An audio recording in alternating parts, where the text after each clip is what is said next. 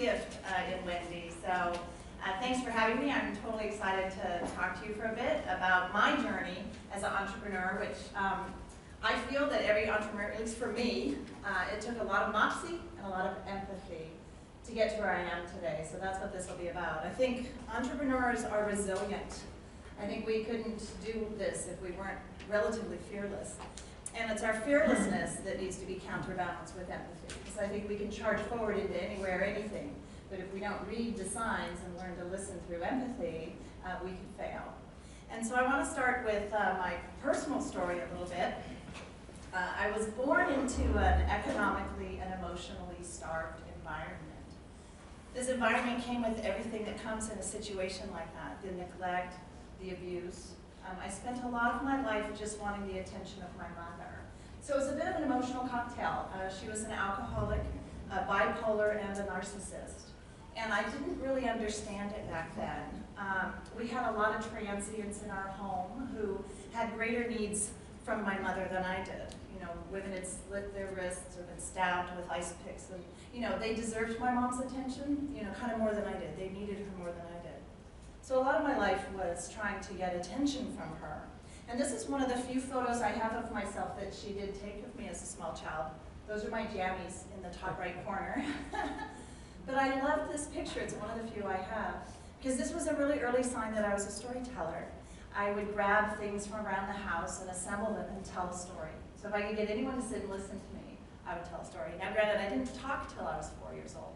Once I started to talk, I didn't stop, but this is me telling a story to my little sister. So you could say it's my very first PowerPoint file. I have a green background. I imported objects onto it, and I would move them around and tell stories. And then my mom did leave when I was 16. We came home from church. There was a note saying, "Go get the car at the Jackson Airport. I have moved to California." And for me, that was like a vast hole blown into my soul. I didn't know what to do with it. And maybe it was my entrepreneurial nature. I was third from the oldest, and I just started to take over the household.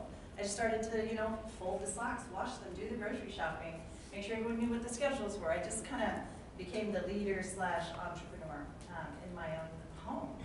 And so I did get to go to a year of college. I went to the University of Southern Mississippi for a year. If you're unfamiliar with Hattiesburg, Mississippi, this is where Tiger Woods had his sex rehabilitation.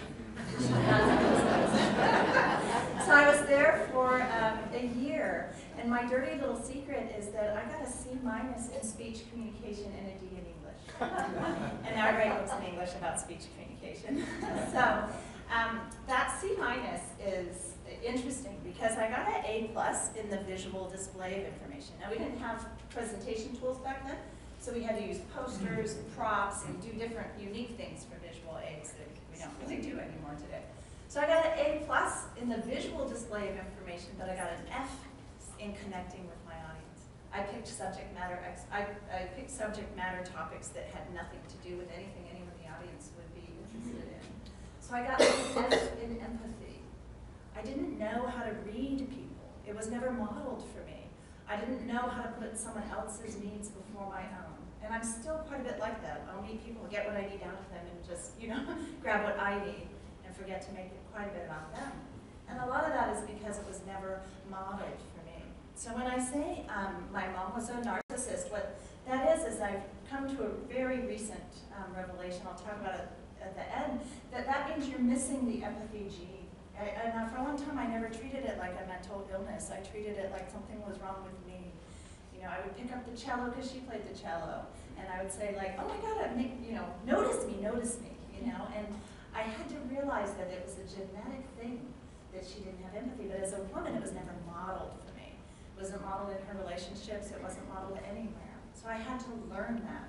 So I got an F in empathy in my speech communications class. Yet my entire body of work now is creating empathetic structures so that I can understand others.